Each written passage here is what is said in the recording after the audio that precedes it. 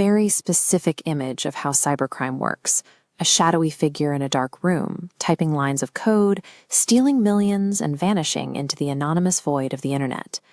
That specific belief that digital money offers a perfect, untraceable getaway has driven a massive surge in global ransomware.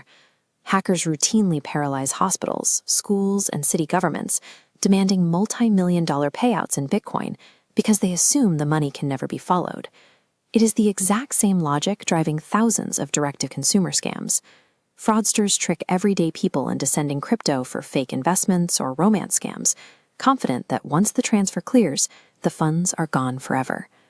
But that assumption ignores how the technology actually functions. Cryptocurrency networks are built on a public, immutable ledger. Every single transaction is permanently recorded and visible to anyone who wants to look. Law enforcement and financial investigators use that transparency.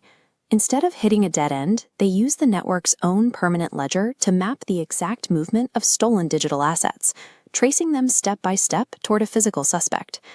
Moving stolen money requires secrecy.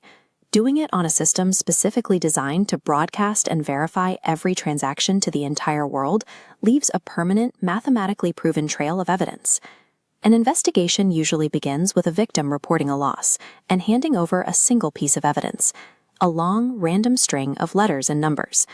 That string is an address for a digital wallet. While we don't know who owns this digital vault, its entire balance and transaction history are completely exposed on the public network. To throw investigators off the scent, criminals will immediately shatter those funds.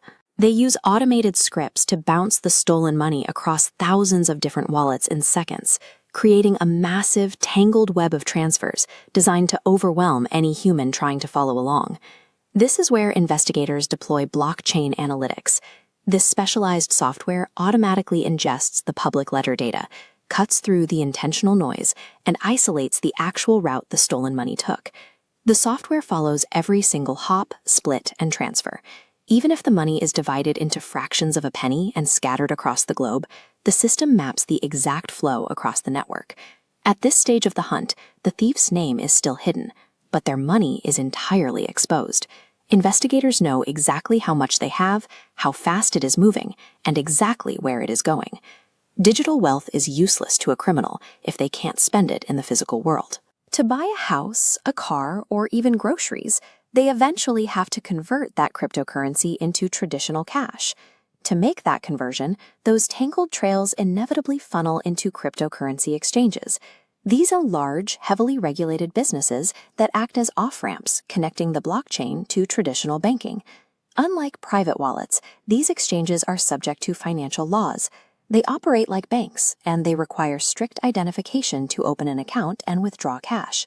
When investigators track the stolen funds to an exchange, they drop a subpoena. This legal order forces the company to hand over the account details tied to the incoming money. The anonymous alphanumeric addresses are suddenly replaced with hard evidence: login IP addresses, uploaded government passports, and physical home addresses.